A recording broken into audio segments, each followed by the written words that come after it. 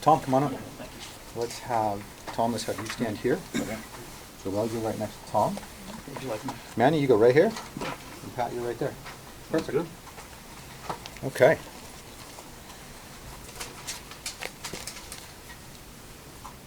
Good morning, everybody. Thank you for coming. My name is Mike Reck. I'm an attorney with the law firm Jeff Anderson and Associates. We're a law firm that represents survivors of childhood sexual abuse across the country and here in Orange County. With me today are some brave survivors and advocates of clerical and against clerical sexual abuse. To my left, Tom Emens, Joelle Casteix, Vega, and Patrick Wall.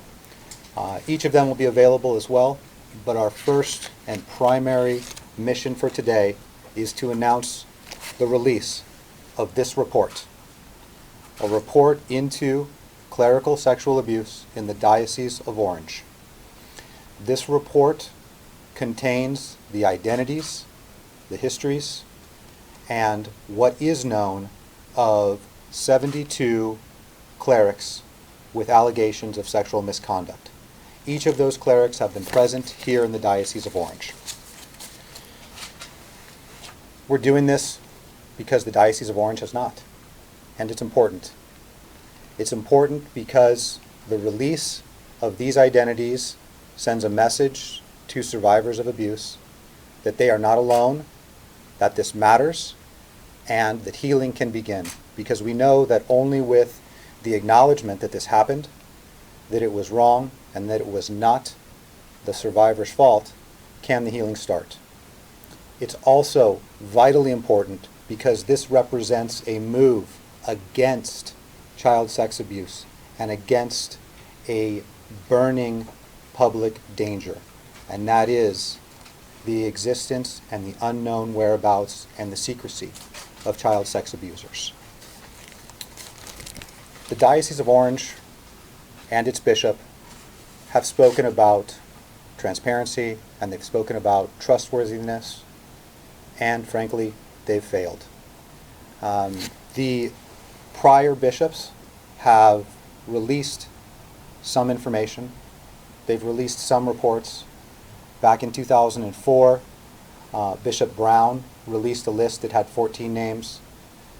More recently, Bishop Van has released a list that has 16 names. We implore the diocese to do better and to do more, because the survivors deserve more and deserve better. The reality is none of these lists are complete. Certainly not the 2004 list and not the 2016 list that contained 14 names and 16 names, nor even is the list that we compiled today, which has 72 names.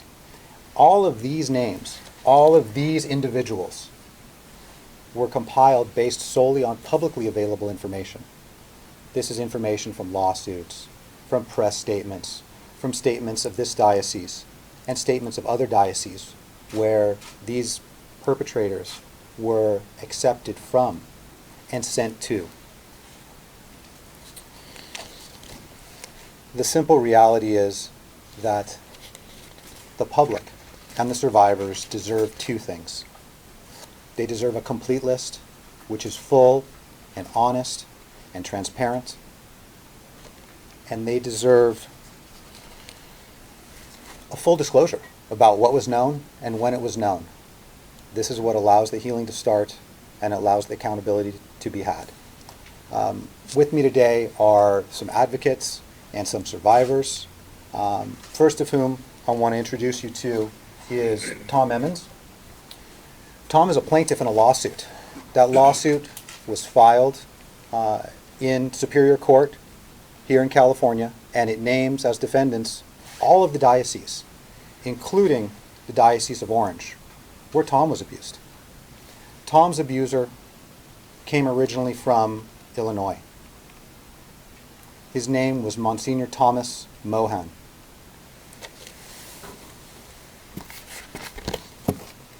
Monsignor Mohan left the Archdiocese of Chicago, came here to what was originally the Diocese of Los Angeles prior to the existence even of the Diocese of Orange. He then came into the Diocese of Orange, he worked in this diocese, and he abused children. Tom's lawsuit seeks the disclosure of how this happened and why this happened, and it also seeks the information about the other perpetrators whose survivors are still suffering in silence. Tom Emens, when you were a boy, you met Monsignor Mohan. Mm-hmm. Can you tell us a little bit about how that happened? Sure. Monsignor Mohan was kind of a regular in our community. He lived right around the block from us. I'm originally from Anaheim. I live in Camarillo now.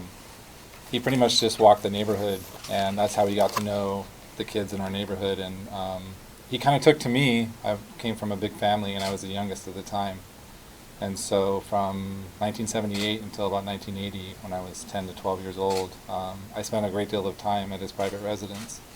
And I know now that this is something that just should never have happened at all, because priests are not allowed to have, young visitors by themselves. So this is part of all these things that I discovered. I didn't even know that Monsignor Mohan was a retired Monsignor at the time. The abuse went on for 2 years. I told nobody. I've lived with this my whole life, and there isn't a day that goes by that I don't think about it. And if I had one thing to do, if I could do one thing in the world, it would be, number one, to forget all of this, but also to help other victims. So that's primarily why this lawsuit was filed, is because, Joelle will talk about this too. We know there's secret files. We know there's an archive. All we're asking is for the church, the diocese, the Vatican to just come clean, because no organization should have a secret file of criminal activity at all. So, Tom, you've been able to talk about the abuse you suffered for a while now, and you've approached church officials both in California and in Illinois, and after that, there was no substantive response. No, so what happened was in Chicago, I found out that Chicago was actually taking the lead on investigating my claim. They came and took my story. Usually these things go through a review board, so when I finally submitted my transcript, I found out they weren't going to review my case at all. It was unfortunate because right around that same time, I had actually discovered through an article I posted another victim of the same priest, and so I've been in communication with him, and we're kind of brothers in a sense, because we've lived through the same nightmare. So, and that's really primarily why I'm continuing to do this. So. With the lawsuit that you filed about the abuse by Monsignor Mohan here in Orange County, what do you seek to achieve? Information, disclosure, closure, I think, for victims, because I think I am a rare case because I'm here. I'm standing talking to you today about what happened to me. This isn't an easy thing to do, but I know there's plenty of other victims out there that are sitting at home or wherever they are, and they're wallowing in sorrow, they're wallowing in darkness, and I know this because I found this other victim, and he's literally the polar opposite of where I'm at right now.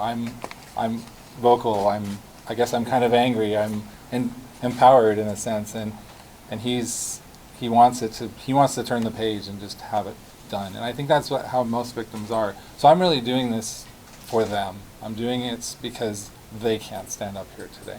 So. Thank you, Tom. Sure. Tom, where were you abused? What city? Anaheim. In Anaheim. And that's where I'm from originally, but I live in Camarillo now. So.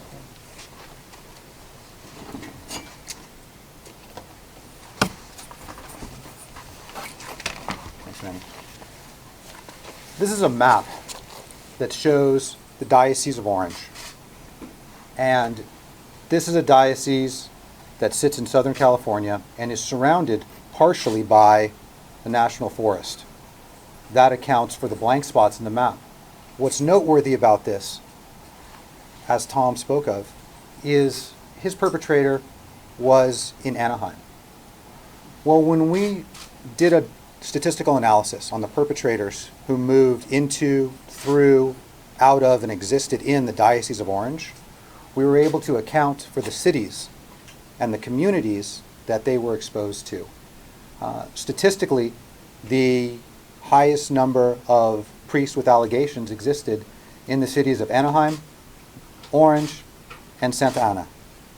Those communities cannot and should not be ignored.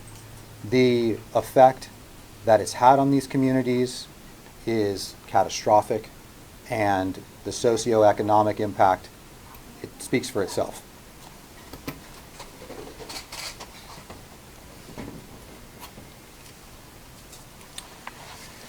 So some people have asked the question, why now? Why is this list being put out? Why today? The simple reality is because it must be. Because every other attempt has been insufficient, incomplete, and at best a half-truth. Bishop Todd Brown in 2004 released a list of 14 individuals. Those individuals were released as a part of a study conducted by the John Jay College of Criminal Justice. Those were individuals reported at that time. That list was incomplete. Later on, Bishop Van released a list in 2016. That list contained 16 individuals. These lists are in the report, so you can see them all side by side. All of these pages, 2004, 2016, it all boils down to these tiny lists, and those lists are incomplete. We know they're incomplete because Monsignor Mohan doesn't appear on that list. Individuals who were moved from this diocese do not appear on this list. Individuals who were criminally convicted for child sex crimes were left off of this list. In the book, there are assignment histories and photos, just like on the boards, of all the individuals that we could locate using public source information. One of those individuals is Father Philip Mark Wolf. Father Wolf was present in the community of Santa Ana. He was a Franciscan friar from Santa Barbara who also was accepted into the Santa Ana community. Children were put at risk because he came there, and he was not included on the list. The list that we've compiled also shows a startling and scary reality, and that is that these offenders have not been monitored and have not been located just based on publicly available information, not on the secret information that's withheld under lock and key in the archives of the diocesan offices. We've attempted to locate these individuals. Of the 72, 35 we have not been able to locate, or they are still alive. That means that these individuals may still be affecting communities, they may be unknown, they may be moving in secret. Furthermore, the lack of transparency and the lack of safety bleeds into even those individuals who have been disclosed. Bishop Van's list of individuals who have been removed for credible allegations of abuse contains a phrase in there that these priests, these offenders against children, were given a life of prayer and penance. And they're still alive. Priests, perhaps not functioning as priests, but somewhere, unknown locations with unknown access. The public safety requires safety protocols and requires disclosure, because the maintenance of such a dangerous and such a secret condition is a public safety nightmare. This is a pattern that's been present certainly in dioceses throughout the country, but most importantly here in Orange. And the Diocese of Orange is a relatively young diocese. It was created in 1976. Originally, Orange County was included in the Archdiocese of Los Angeles. When it was created in 1976, the priests who were members of Los Angeles became priests here in Orange.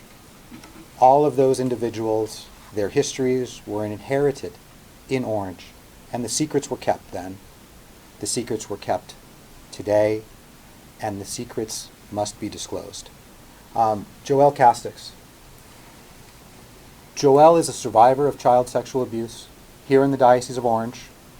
She has become a prominent and vocal advocate for child protection.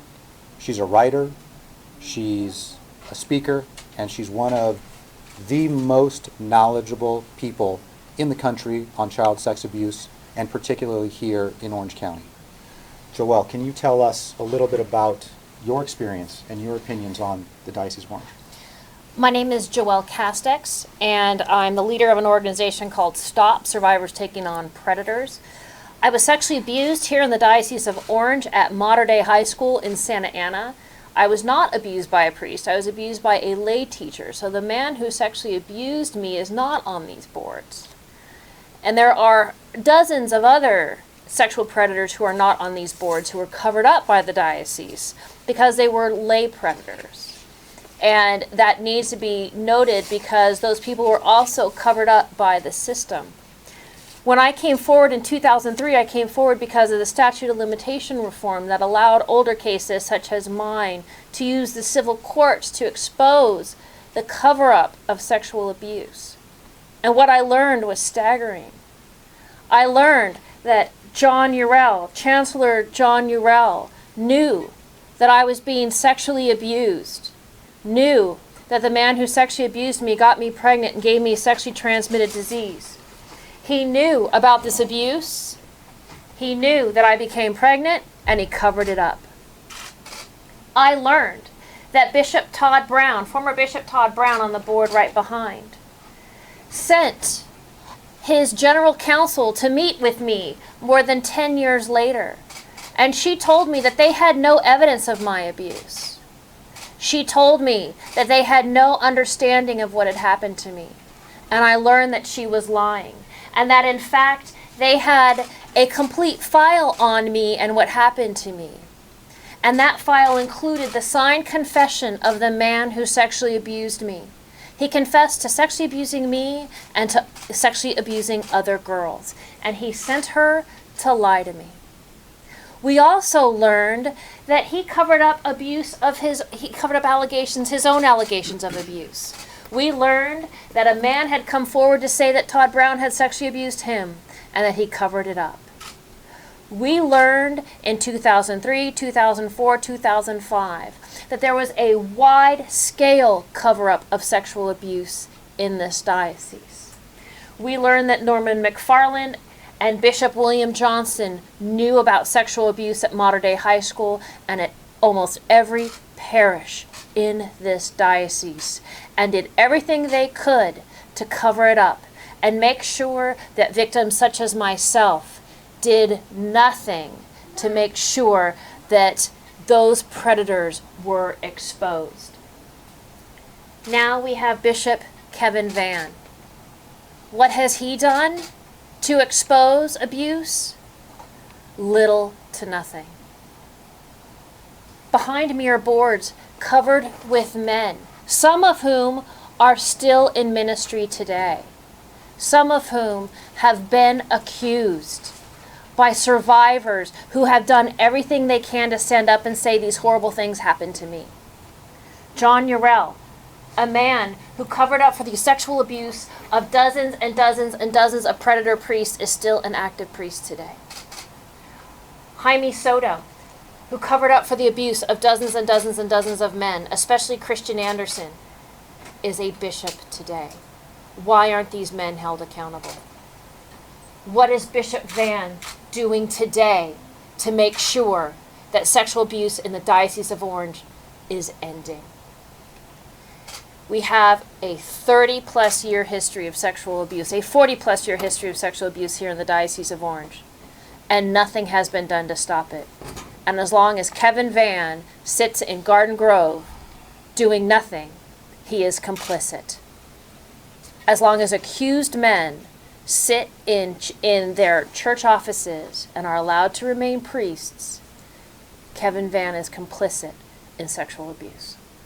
Something needs to be done, and it needs to be done immediately. Survivors need to be empowered by our lawmakers to come forward in the civil courts. Our lawmakers need to stand up for victims.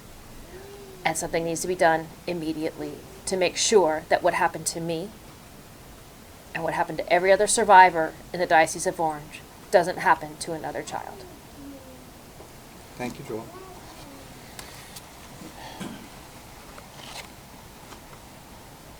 Important and vital failures have been raised, and important and vital necessary changes can, should, and must come. But they can't come without the recognition of what is the past and what has happened, so that a move forward can be made. A move toward hope, a move toward safety, a move toward transparency. The officials in the Diocese of Orange didn't appear here out of the blue.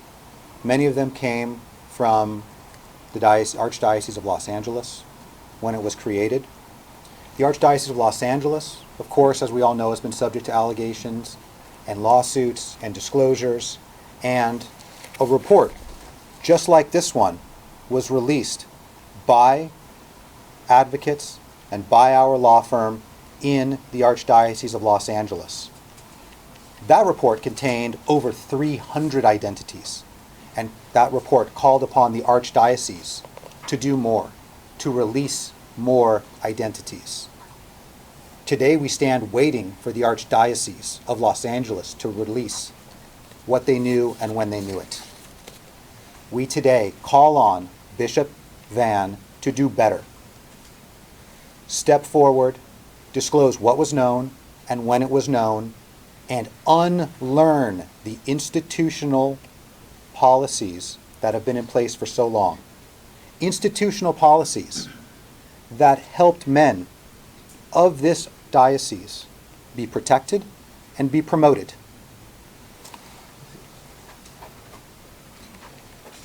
Thank you, Paul. These three men, Bishop Michael Patrick Driscoll, Chancellor Monsignor John Joelle, Bishop Jaime Soto, all three high-ranking officials in this diocese. All three were involved with, supervised, and worked on cases of priests and child sexual abuse. Those documents stand now in the public forum, and they burn with the information that Bishop Driscoll, when he found out Father Uliterio Ramos, an abuser from Los Angeles, was abusing children here in Orange County, arranged for him to be transported and transferred from these communities to Mexico, where he continued to function as a priest. As he left this diocese, Father Ramos was given a car by Bishop Johnson. The only requirement that we can see in scrutiny of church records was that he get auto insurance for the car when he arrived in Mexico. Years later, Father Ramos, still functioning as a priest in Mexico, in the communities around Tijuana, was again brought to their attention when another allegation came forward. All three of these individuals were aware of that, and were aware that he was still present in Mexico with photos of some of his victims. We have no information that any of these men called the police here or in Mexico.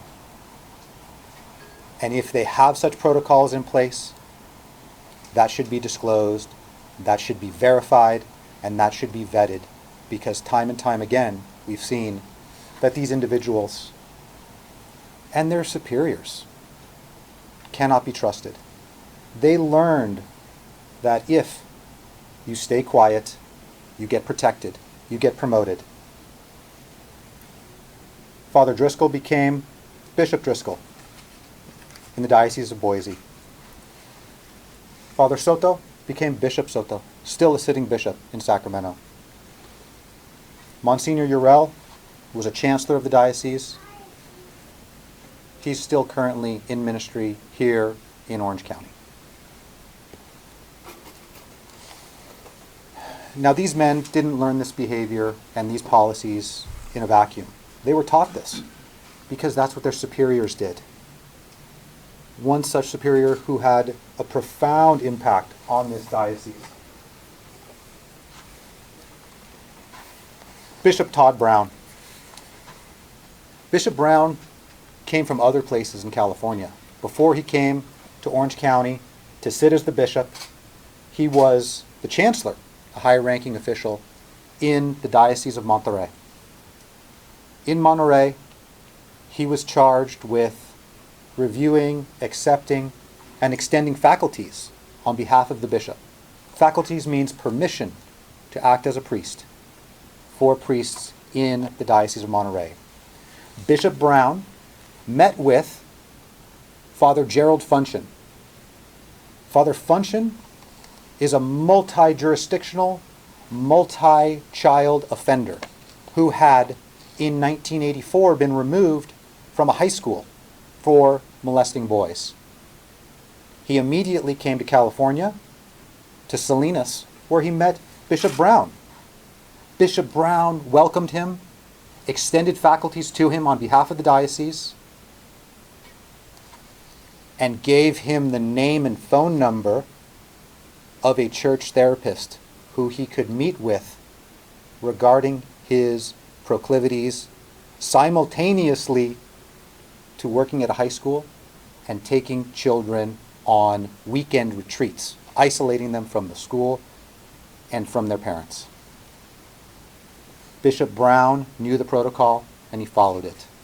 He taught his subordinates, those three individuals, to do the same.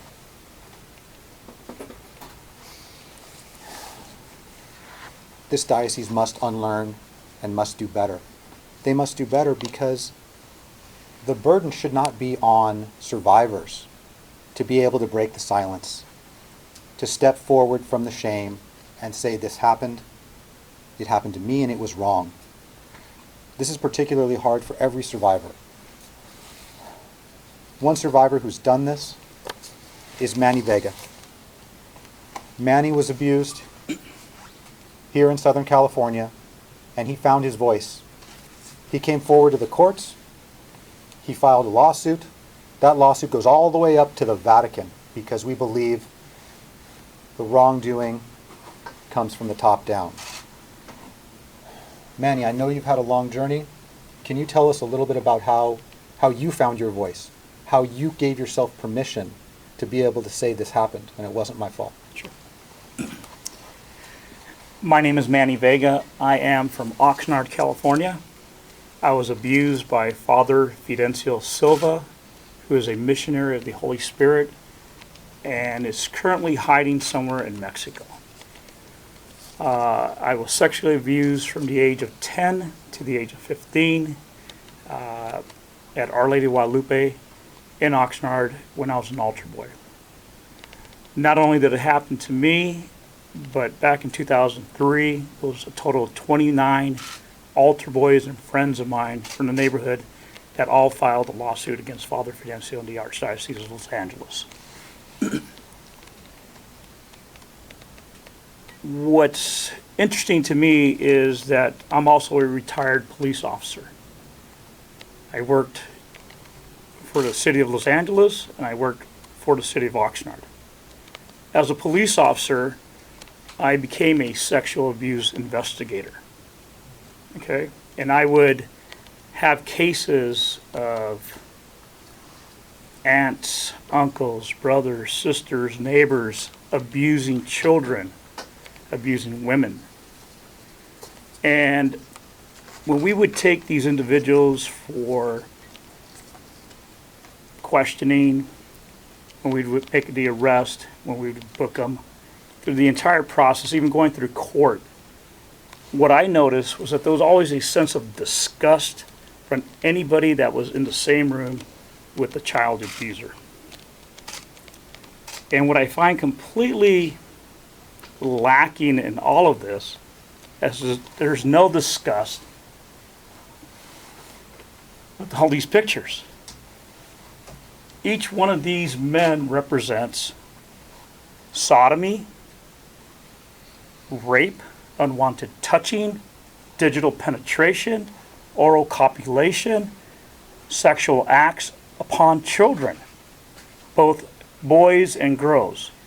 And we as adults need to clear our minds and get that image ingrained and burned into our minds as to what took place under the hands of the Catholic Church, not only here in the Diocese of Orange, but throughout the world. These men here all perpetrated awful crimes against innocent children. Should have never happened. My family was deceived, lied to. I was having a conversation with some folks before this started, and I was asked, did I lose my faith? You know, I don't know. I really don't know. I don't know where I stand on that. I really don't know. If anybody was sentenced to a life of prayer and penance, it's me. It wasn't the damn priest. It was me. I pray and I suffer to this on a daily basis, just like Tom and Joelle and everybody else that does not have a voice. That's who we represent here. We have to, again, burn that image of what sexual abuse is, the damage that it has done and is continuing to do, not only to us, but also within the community. My parents, they don't even know what to think about it. I have family members who don't talk to me anymore because I spoke up against the Catholic Church, but they're very Catholic. So who's right and who's wrong? The way I see it is I'm telling the truth. They're just sitting there like sheep being led to the slaughter, and they'll sit, kneel, and bend and bless themselves and not question whether the hands of these men who are consecrating the host on Sundays were dirty with the actual crime of child abuse, or they're complicit in hiding and moving these perpetrators not only within the diocese here in the United States, but across state lines and international boundaries. I've traveled to South America, Central America, the Caribbean. I've interviewed countless Spanish-speaking individuals, victims, both men and women now. And actually, I even interviewed a 14-year-old. But you know what? The laws in other countries are antiquated. There's no representation for victims, and there's really nothing that can be done unless we do something like take on the Vatican, which I have done. There has to be complete transparency. There has to be an accounting for what happens. And that's a long battle. So it's a mountain climb, but we're going to give it one hell of a run. And these guys continue doing what they're doing because the existence of the confessional is there, and they'll go in there and say, Father, forgive me for I have sinned, but I touched a little girl, I touched a little boy, and they'll say a couple Hail Marys, and guess what? Life goes on for them. But what happens to us? Manny, growing up in a Latino community with Spanish-speaking family members, friends, are there any barriers that presented themselves, to those communities, to reporting? And if so, what advice do you have for those individuals? Sure. Within the Hispanic community, there is a machismo that exists. There is a shame that comes to the family. I've experienced that, okay? But again, I also believe that it exists in all other communities, but more so in the Hispanic community.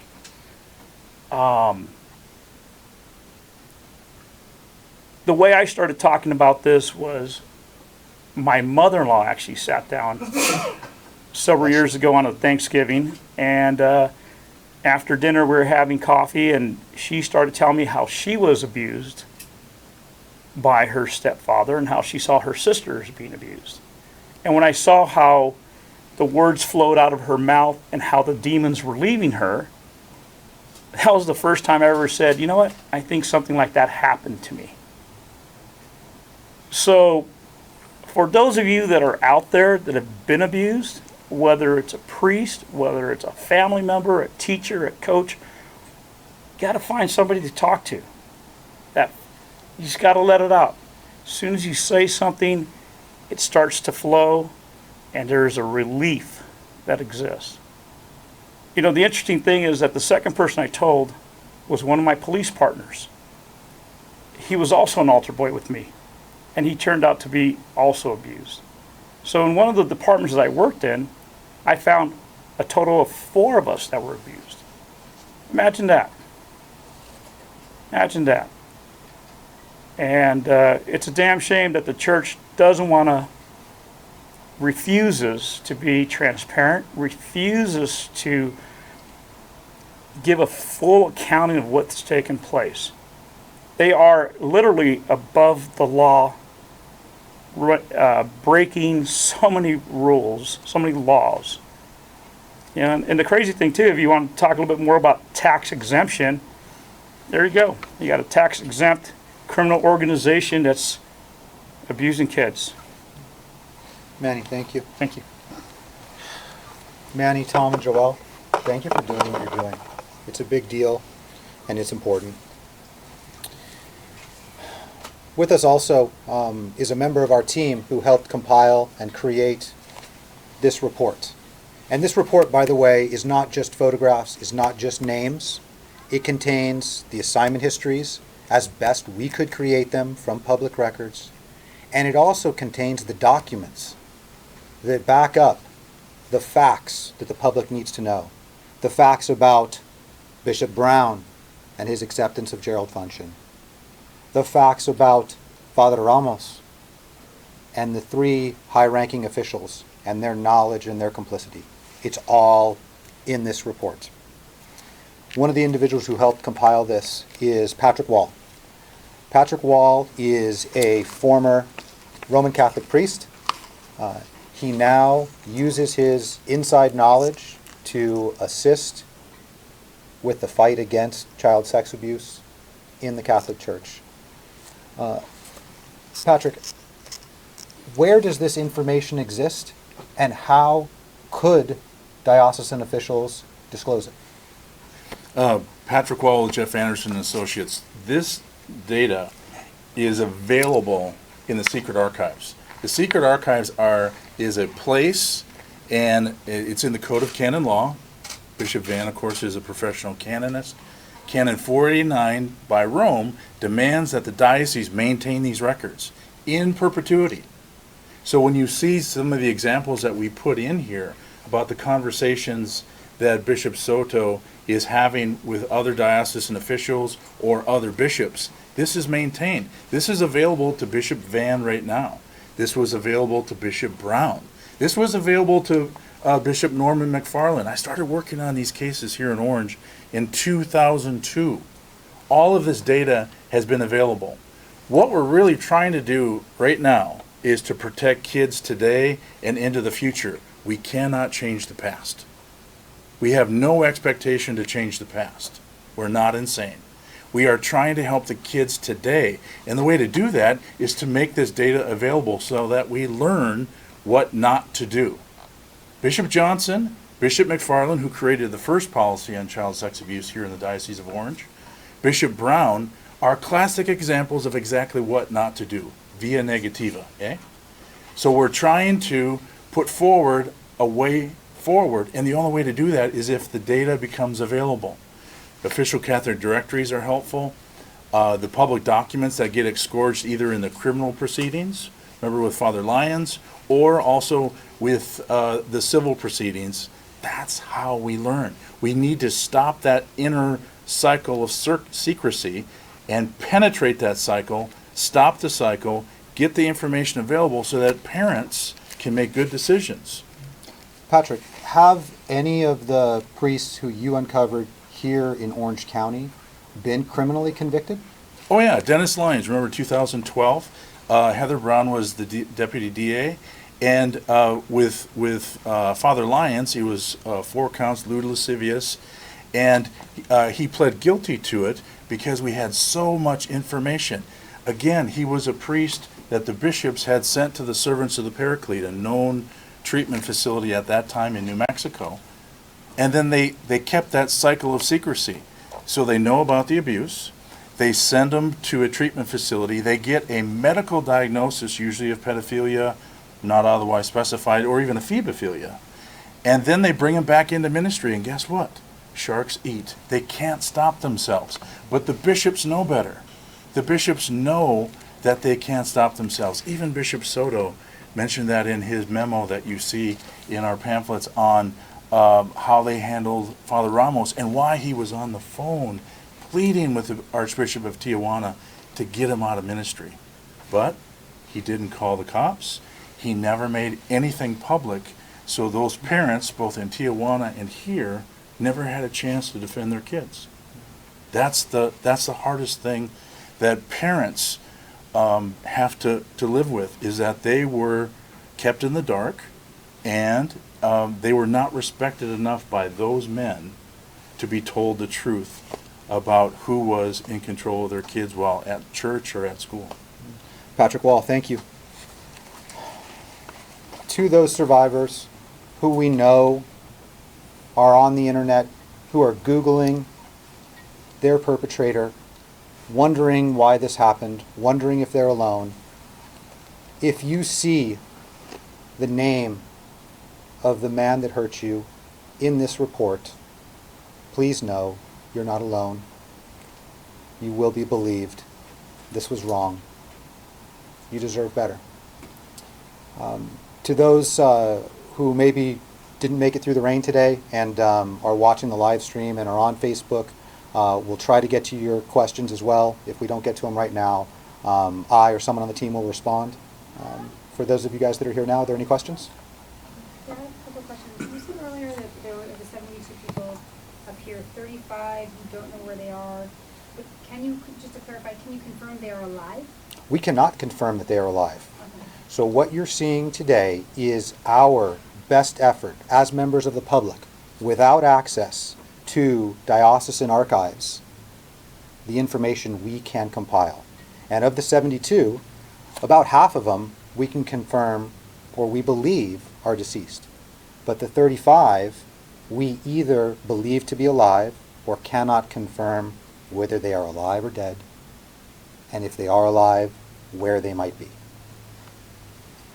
And of the 72 here, how many of these people have faced criminal charges of sex abuse or abuse of minors? We know some have faced criminal charges. For example, we know that Father Lyons, who Patrick Wall spoke about, has. We know that Father Wolf, who we spoke about earlier, has. But the vast majority have not. And the reason they have not is because those men have protected them. Now, advocates have pushed for this and have reported them. Joelle. Was there anyone under Stogner who faced it, and then wasn't Linehan charged under Stogner, and then it was? There were a number under Stoner. You want to look at Chris Anderson? You want to look at Dennis Lyons? You want to look at Tanalong? And Siegfried Wadera is another one that I can think of But immediately. you're talking about there's 72 people. I mean, are we talking about the majority of these people were not? The majority of these It's like individuals, significant numbers. the majority of these individuals have not been criminally convicted. The majority of these individuals have not been sued because the statute of limitation prevents that from happening. These bishops and these diocesan officials have hidden the truth, have moved the perpetrators, and have traditionally, historically, not reported to law enforcement so that prosecution was not possible. Father Ramos committed crimes throughout his career, yet he never faced criminal prosecution here in America because they sent him to Mexico, and that's part of the problem. Can you talk a little bit about the list of 16 that you mentioned earlier, which is the list that Bishop Van has provided? are those people who have faced criminal charges? Are they people who have been sued? I mean, what about those 16 people, do you see kind of tying together being the reason why they were acknowledged by the diocese and why no one else has? Sure. Is there any commonality? The simple answer is we don't know how the diocese compiled this list. We don't know why Bishop Brown's list differs from Bishop Van's list. Bishop Van put out a list of 16, and according to the statement, those 16 individuals were removed because of allegations of sexual abuse. Some of those individuals have been laicized, meaning they're no longer priests. Some of those individuals are still priests, living somewhere with someone in an undisclosed location under the condition that they engage in prayer and penance. We simply don't know, other than the bishop says they were removed. Do you believe that some of these 72 people are in Orange County? Yes. We believe that they're in Orange County because in some cases the public records show that, and in some cases the diocese could and should be disclosing their location on the list of removed priests. Just on the list that Bishop Van has put out, the incomplete list, it identifies individuals who are still priests who are engaged in prayer and penance. That means they're still priests. And some on the list are still in ministry, like Timothy Raymakers is still an active priest in ministry, even though he has been accused and sued by again. What's the information that you have in the most recent case?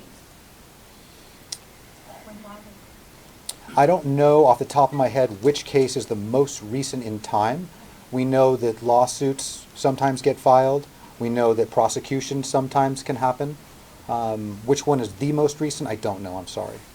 I think my question is more like I'm wondering if some of these priests are still committing any of these crimes, if you're aware of that. We have every reason to believe that if a child sex predator is alive, they are still committing these crimes. We have seen cases where men have gone into their 90s and are wheelchair bound, and if they have access to their target population, they will continue to commit these crimes. So there's no reason to believe that just because someone is not a priest that they will stop. If they have access to their target population, they will continue to offend. For any of the survivors, I have a question if they feel like they are healing. Oh, go ahead. I'm sorry, what was the question? If you feel that like you are healing. This would be part of the healing process for me. Is that what you mean, healing? Yeah, I think the first time I ever felt like I was healing was when I actually told somebody.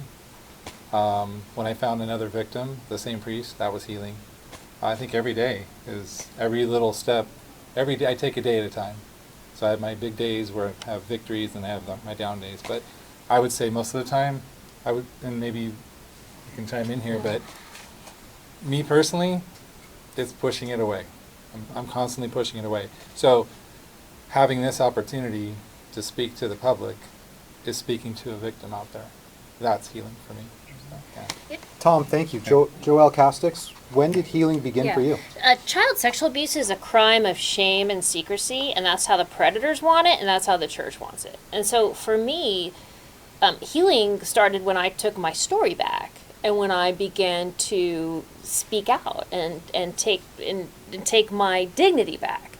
And so when I stand up here and get all enraged and say, these guys covered it up and they lied to me, that's profoundly healing because I'm in the driver's seat. I'm taking back my name. I'm taking back my story. I'm the person who's saying, hey, I'm protecting that 14, 15, 16-year-old kid that nobody cared about. Nobody was protecting her, but you know what? Adult Joelle's taking care of her. And that's profoundly healing because I stand an inch taller and I go home and say, you know what? What happened to me is not going to happen to anybody else. Because all the counseling in the world doesn't do that kind of healing. But this does. And if I can continue that road, that's tremendously empowering. Thank you all. There's an additional visual that's been tucked into the report. It breaks down those two lists for those of you who had questions about the two lists and which names appear on which one. It's color-coded, so feel free to reference that. We'll hang out for a little while if there's any questions. We do Can I have... say something about healing? Absolutely. Manny, And I'm sorry. So Manny Vega, just please. on the healing part, and that's a great question that you asked because because it's important to heal. You know, you cut yourself. You want your cut to heal. You don't want to feel that pain. But unfortunately, this is a cut that went way below the skin line. I mean, this is into our who we are, who we identify to be as a son of an immigrant, Mexican heritage. Okay, my faith has been ripped apart. You got to understand that my faith began when the Spaniards came to the Americas and started talking to the indigenous people. That's where I take my Catholicism all the way back. And that's, I mean, it's a deep thought, but that's how it hurts. It hurts so much. My grandparents before me were all Catholic. You know, it's a deep wound, and what it does to the family and to the friends, it's unexplainable. You know, how do I talk to my children about God and about the Virgin Mary and all these other things? It's really hard to explain that. But again, going back to my law enforcement experience, when I was an investigator, I mean, not sounding crazy or anything, but I would feel good about myself because I was helping the victim move towards healing, actual healing, because they weren't alleged victims. These victims were going to have their day in court in a criminal case. You know, there was going to be actual justice being handed down under the laws of the state of California. There was something happening. Right now, there's nothing happening. And I'll tell you what, I challenge our Attorney General Xavier Becerra to step up and do something about this. All these other states are having their grand jury investigations. They're doing search warrants. They're getting into the secret archives. They're getting all this information that we here in California are digging at. I've been doing this since 2002 publicly. Here I am. You know, sooner or later, we're going to get to the bottom. We have to. We do, because it's right, It's the right thing to do. and it's the right time. Thank you, guys. Thank you.